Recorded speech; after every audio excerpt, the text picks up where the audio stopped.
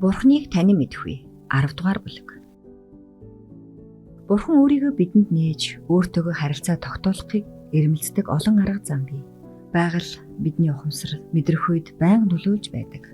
Бурханы үйл хэрэгээр илэрдэг түүний инрэл, хайр, суу алдарн сайхан сэтгэлтэй хүнд гүнзгий сэтгэгдэл төрүүлдэг. Хүн, байгаль, дэлхийн нууц, битүүлэг амьдралыг анхааралтай ажиглан чагнаж, Бурхан өөрийнхөө бүтээлээр дамжуулан түүнийг юунд сурахыг хүсэж байгааг сонсон ойлгодог.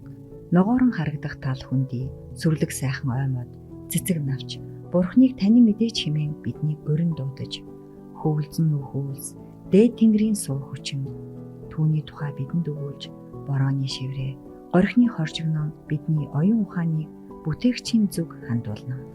Бидний аврагч байгалийн үзэгдэл, дүр зургийг харуулж байж, өөрийнхөө эрхэм нандин үннийг тайлбарласан юм.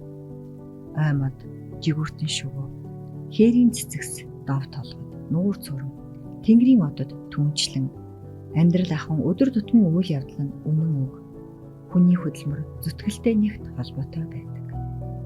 Бурхан өөрийнх нь хүүхдүүд түүнийг дурсан санаж, байгалийн инх хамглан, намуухан, гоо үзэсгэлэнгээр сэтгэлээ баясгаж байгаасаа гэж хүсдэг юм. Бурхан энэ ертөнцийн сайхан юм болгонд хайртай. Гэвч түүнд зам байдлын сайхан өнгөн дээрээ нүд булахаас илүү эрхэм байдаг. Бурхан цэвэр ариун, эгэл жирийн байдлаа улам төвлөр болгоосой гэж биднээс хүсдэг. Цэцэг навчны тийм чанарт бид дуртай шүү дээ. Хэрэв бид орчлон ертөнцийн дэх Бурханы бүтээлүүдийг харах аваас орчин тойрныхоо бүх зүйлийг соргогоор мэдэрч сүсэг бишрлийн сургамжийг авах болно. Өөрийн замаараа мөнхөд хөдлөгч аврах том оддоос эхлээд хамгийн өчүүхэн атмыг хүртэл байгалийн юмс үзэгдэл бүхэн бүтээгчийн хүсэл зоригт захирагдана. Бурхан юм бүхэнд санаа тавьж өөрийнхөө бүтээлүүдийг тэжээнд тэтгэж байдаг. Тэрбээр хязгааргүй орчлонгийн тоо томшгүй од мичдээс эхлээд жиргэн дуулагч бяцхан шуухаагч бас удирддаг. Бидний Тэнгэрийн эцэг бид бүхнийг инхрийлэн халамжилдаг. Тэр бидний ажилдаа явахыг хардаг. Мөргөл үйлдэхийг сонсдог. Бидний унтахаар хэвтгэж, өглөөс ирэхэд түүний мэлмий бидний дээрээс ширтэн байдаг. Баян хүн орд харштаа найрлаж байхыг ч, ядуу хүн үр хөвгтөө тэжээх гэж зовж байгааг ч тэр мэднэ. Бурхан тусалсан нулимс бүрийг мэднэ. Нэг ч инээмсэглэлийг тэр анзаарахгүй бол өнгөрөөнө. Хэрэв бид энэ бүхнийг гүнзгий ухаарсансан бол дэмий шаналж сэтгэл түгшихгүй байхсан билээ. Бид амьдралдаа өнөөдрийн шиг ингэж гутарч унихарахгүй сайн. Яагаад гэвэл ихч бай, багч бай. Бүхий л асуудал, бэрхшээл юугаа санаа тавих зүйл хичнээн их байсан ч түүртэн үл зовх Бурханы мутарт даатгах байсан. Газар дэлхийн гоо сайхны гайхан байсахтаа гуниг зовлон, нүгэл хилэнц, үхэл мөхөл цөм үгүй болсон байгаль дэлхийд хараал зүхлийн сүдэр огт үл тусах ирээдүйн ертөнцийн тухай бодцоохтун. Аврагдахстын их орныг төлөөлж тэр их орон хамгийн зоримог амьд төсөөллөөс ч илүү сайхан болно гэдгийг санацгаа. Байгальд байгаа Бурханы янз бүрийн хишиг түүний суу алдрын хамгийн бүдэгхэн тусгал төдий юм. Нүдэнд үзэгдээгүй, чихэнд сонсогдоогүй, хүний санаанд ороогүй юмсыг Бурхан өөрийг нь хайрладаг хүмүүст бэлджээ. 1-р Коринт 2:9. Яруу найрагчид эрдэмтэн мэргэд байгалийн тухай их зүйлийг хэлж чадах боловч гагцхүү Христийн шүтлэгтэн л хүнийг хайрлах, Бурханы хайрыг янз бүрийн зүйлээс олж харж, уул хүндий, гол тэнгис, юм бүхнийг хүний тусын тулд бүтээсэн гэдгийг ойлгодог юм. Энэ бүхэн эцгийн мутраар бүтээгдсэн гэж хүлээн зөвшөөрдөг хүн л байгалийн гоо сайхан жинхэнэ ёсоор байсаж түүнийг дээд зэргээр үнэлж чадна. Бурхан өөрийн оролцоо ариун сүнснийхаа сэтгэл зүрхэнд нөлөөлөх нөлөөллөөр дамжуулан бидэнд ханддаг билээ. Бидний өдөр тутмын амьдрал тохиолдож байгаа юм бүхнээс бидний эргэн тойронд өдөр тутам болж буй өөрчлөлт, хувиралтаас ойлгъё гэж хичээх юм бол үн цэнтэй сургамж авч чадна. Дуулалч Бурханы гайхамшигт хайр, халамжийн тухай эргцүүлэн бодоод дэлхий эзний хайр инэрлээр дүүрэн хэн мэргэн бэ? Тэр нь эзний хайр инэрлийг тунгааг хэмээн өгүүлжээ. Дуулал 33:5, дуулал 107:43. Бурхан бас өөрийнхөө айлдвараар бидэнд ханддаг. Библиэд түүний зам байдал, аврал болон хүмүүстэй харьцах харилцааны тухай их үйл хэргийг тов тодхон бүрэн дүүрэн дэлгэн харуулжээ. Уг сударт эрт цагийн өвөг дээдэс зөнч мэрэгд зэрэг бие хүмүүсийн тухай өгүүлжээ. Тэд бидэнтэй л адилхан хүмүүс байсан. Якоб 5:17. Тэд бидэнтэй адил сэтгэлээр үнэж, гуниг готролтой тэмцэж байсан. Бидэнтэй л адилхан уруу татагдж байснаа дахин сэргэж, Бурхны буян хишгийн хүчээр ялж гарсан ажээ. Бид тэдний тухай уншаад зөвхт ёсыг эрмэлзэх хүсэл зориг маань бадардаг. Бид тэдний гайхамшигт туршлагатай танилцж, тэд ямар гэрэл гэгээ, ямар хайр инрэл, ямар үлзий буянтай байсныг, тэд Бурхны заяасан буян хишгээр ямар үлс бүтээснийг үзэх үед тэднийг зоригжуулсан өгөөл ариун сүнс бидний зүрхэнд гэгэн баярын учийг асааж, тэдэнтэй зам байдлаар адилхан болж, тэдэнтэй адил Бурхан луга хамт явах хүслийг бадраа. Тэдгээр нь намайг гэрчилдэг хэмээн Есүс хуучин гэрээ судрын тухай өгүүлсэн бөгөөд энэ шинэ гэрээний хувьд ч бүрч үнэн зөв юм. Иохан 5:39. Өөрөөр хэлбэл мөнхийн амьдралд найдах бидний бүхий л найдвар болсон аврагчийн тухай гэрчиж буй хэрэг билээ. Тийм ээ. Бүхий л Библи Христийн тухай өгүүлдэг. Дэлхийг бүтээсэн тухай бүх юм түүгээр бий болсон. Бий болсон юмсаас түүнгүүгээр бий болсон юмс нэгч байхгүй гэсэн өгүүлэмжээс эхлээд би удахгүй ирнэ гэсэн сүүлчийн амлалт хүртэл бид түүний үйл хэргийн тухай уншиж, түүний дуу хоолойг сонсдог. Иохан 1:3. Илчлэлт 22:12. Хэрэг бид аврагчийг улам сайн мэдье гэвэл ариун бичээсийг унших хэрэгтэй. Бурхны айлдвар бидний зүрхэнд шингэх болтугай. Энэ бол тэсгэлгүй цангааг тайлагч амьд ус мөн. Энэ бол Тэнгэрээс бууж ирсэн амьд талах мөн. Есүс хэрв та нар хүний хүүгийн махыг идэхгүй цусыг нь уухгүй юм бол та нарын дотор ам байхгүй гэж тэр айлдснаа. Миний та нарт хэлсэн үгс бол сүнс ба ам билээ хэмээн тайлбарлажээ. Иохан 5:53-63. Газрын хишгийг хүртэж бидний бие цогцос бүрдэг. Биет ертөнцид болж байгаа зүйл оюун санааны мөн чанарт маань ёс зүйн тулгуур болж хүч сэлбэгддэг юм. Загаатгал гэдэг бол Тэнгэр элч нар нэвтрэн орохыг хүсдэг тэрхүү нууц юм. Тэр нууцыг цагаатгагдсан хүмүүс үрд судалж магтан дуулах болно.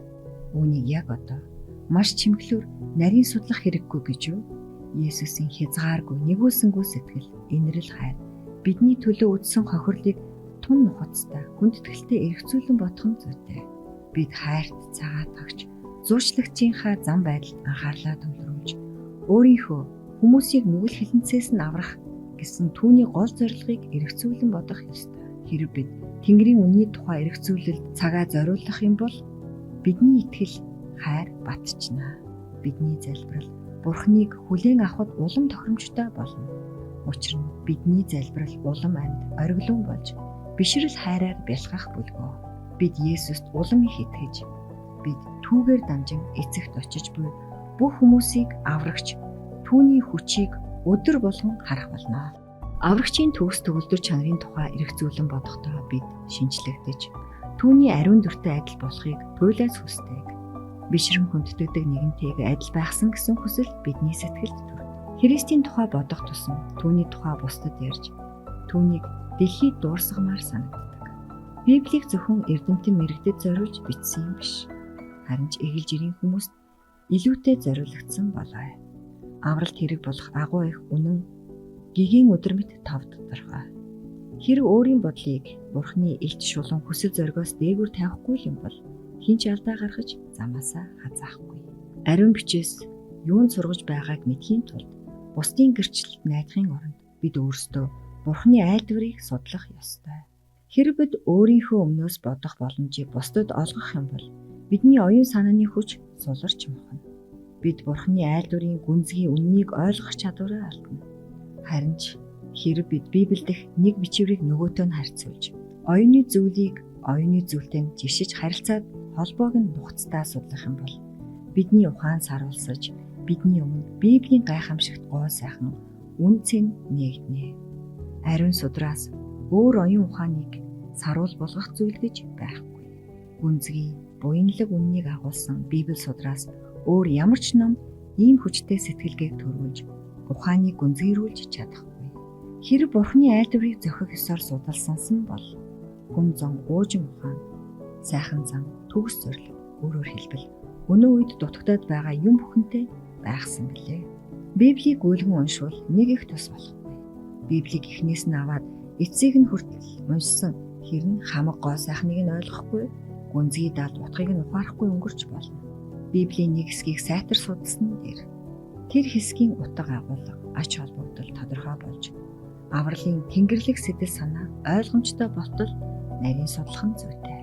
Тодорхой зорилгогүй өөртөө амьдралын чухал сургамжийг олж харалгүйгээр олон бүлгийг гүйлгэн унших нь тусаар баг.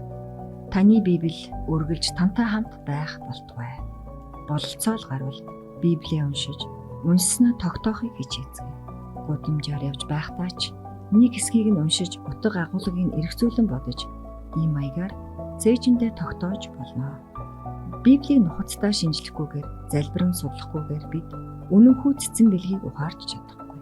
Ариун судрын зарим хэсэг ойлгохгүй байхын аргагүй тодорхой байдаг юм. Гэвч зарим хэсгийн утга нь төдийл тодорхой бус. Нэг уншихад гүйцэд сайн ойлгохдоггүй. Иймээс нэг учрыг нөгөөтэй нь харьцуулах хэрэгтэй. Нарийн судалж, залбирэн эргцүүлбэл хариу нь гарахтаа л нэг гарнаа. Газрын хэвлий дэх үнд металлын судлыг ирж олдог хүдэр малтагч луга адил Бурхны аль дүрийг судлагч Библийг өнгөцхөн уншихад үл ойлгогдох тэрхүү агуу их нандин үннийг ирж олох болно. Хайн уншигчаас нуугдсан зориг бардам үгсийг гүнзгий ойлгож нягтлан тунгааж чадвал тэдгээр үгс мөнхийн амьдралын их ундрагаас гарсан урсгал луга адил болоо. Библийг мөргөл үлдэхгүйгээр судалж хизээж болохгүй. Түүний хуудсыг нэхээсээ өмнө ариун сүнсээрээ гэгэрүүлж өгөхийг Бурханаас гуйх ёстой. Тэрээр хүслийгтэн ясаар болгоно. Натаниэл Иесус дээр ирэхэд аврагч дотроо залмихгүй жинхэнэ Израиль хүнийг харах тун гэж айлдав.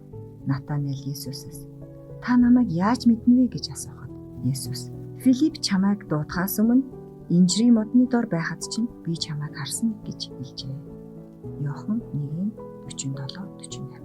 Есүс өнөөдөр ч гэсэн бид түүнд мөргөн үнэн гэж юу вэ гэдгийг ойлгохын тулд бид түүнээс зэхэрэл гуйж буйг харж л байгаа. Бурхан өөрийнхөө зааврыг дуулууртаа дагах хүмүүсийн зөв гэрэл гэгэний ертөнцөөс Тэнгэр элч нараа илгээж байна. Ариун сүнс аврагчийг өргөмжлөн алдаршуулж байна. Түүний үйл хэрэг бидэнд Христ, түүний зөвхт ёс, түүний хүн төрлөختөнд авчирсан авралын суу гайхамшигыг мэдрүүлнэ. Есүс тэр минийхийг авч түүнийгээ та нарт мэдүүлнэ хэмээн альцжээ. Иохан 16:14. Гагцхүү үнний ариун сүнс Тэнгэрлэг үннийг зааж чадна. Бурхан өөрийнхөө ганц хүүг бидний төлөө өгүүлж тэр биднийг үргэлж сургаж хөтөлж байгаасаа гэж өөрийнхөө ариун сүнсийг илгээснийг бодохоор хүн төрлөختөн Бурханд юутай ирхэн билээ.